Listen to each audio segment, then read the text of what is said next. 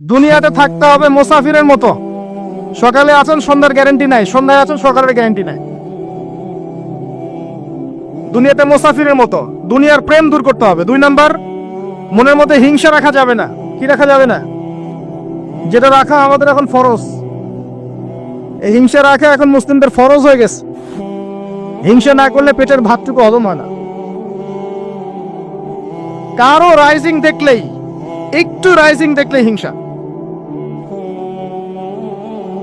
হিংসা রাখা যাবে না। 3 নাম্বার, আত্ম অহংকার রাখা যাবে না, ইগো রাখা যাবে না,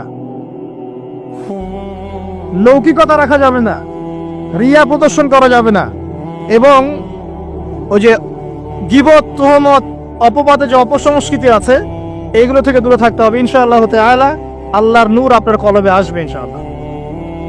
তখন ইনশাআল্লাহ তাআলা আপনি খিজির হবেন আলাইহিস সালাম, যে কিনা অনেক দূর পর্যন্ত দেখতে পারে, যা মূসা আলাইহিস সালাম পর্যন্ত পারেন নাই। সুবহানাল্লাহ। আসেন, এই খিদির আলাইহিস সালামকেই আল্লাহ পাক বলেছেন শেষ জামানার সবচেয়ে জ্ঞানী মানুষ। মানে জামানা না, পুরো ইউনিভার্সের সবচেয়ে জ্ঞানী মানুষ।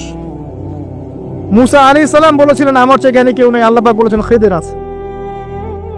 শেষ জামানার সূরা আল কাহফ এর মধ্যে তার কথা আছে। এটা আপনাকে ডাইরেকশন দিচ্ছে যে শেষ জামানায় যদি আপনি হকপন্থী হতে চান, আলোর সন্ধান পেতে চান, খিদির আলাইহিস সালামের মতো দূরদর্শিতা সম্পন্ন হতে হবে। আল্লাহ পাক তৌফিক দান করুন। হাদিসের বইগুলো পড়েন, ওস্তাদের কাছে গিয়ে শেখেন। এরপরে সোহবত আপনাকে আত্মশুদ্ধি দিবে। আত্মশুদ্ধির কিছু পথ পদ্ধতি বলে দিলাম। এখানে আমি একটা হাদিস বলবো, এই হাদিসটা খুব ভালো করে শোনেন। আল্লাহ রাব্বুল আলামিন বলেছেন হাদিসে কুদসি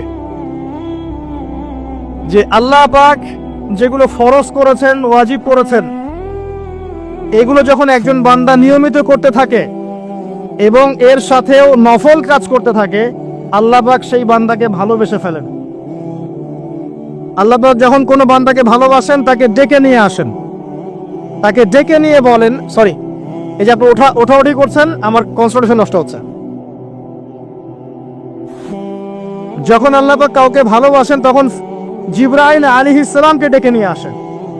ডেকে নিয়ে এসে বলেন যে পৃথিবীতে অমুকের পুত্র অমুক, তাকে আমি ভালোবাসি, হে জিবরাইল তুমিও তাকে ভালোবাসো।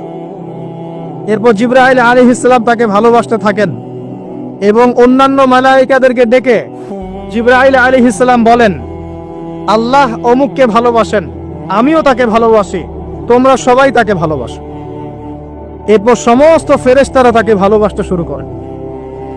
এরপর ফেরেশতা মণ্ডলী পৃথিবীতে আসেন, এসে দুনিয়াবাসীকে উদ্দেশ্য করে বলেন যে অমুকের পুত্র অমুককে আল্লাহ ভালোবাসেন, জিবরাইল ভালোবাসে, আমরা ভালোবাসি, তোমরা সবাই তাকে ভালোবাসো।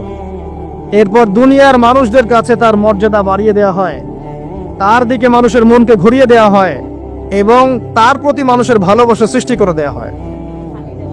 আল্লাহ পাকের নূর যখন আপনার ভিতরে আসবে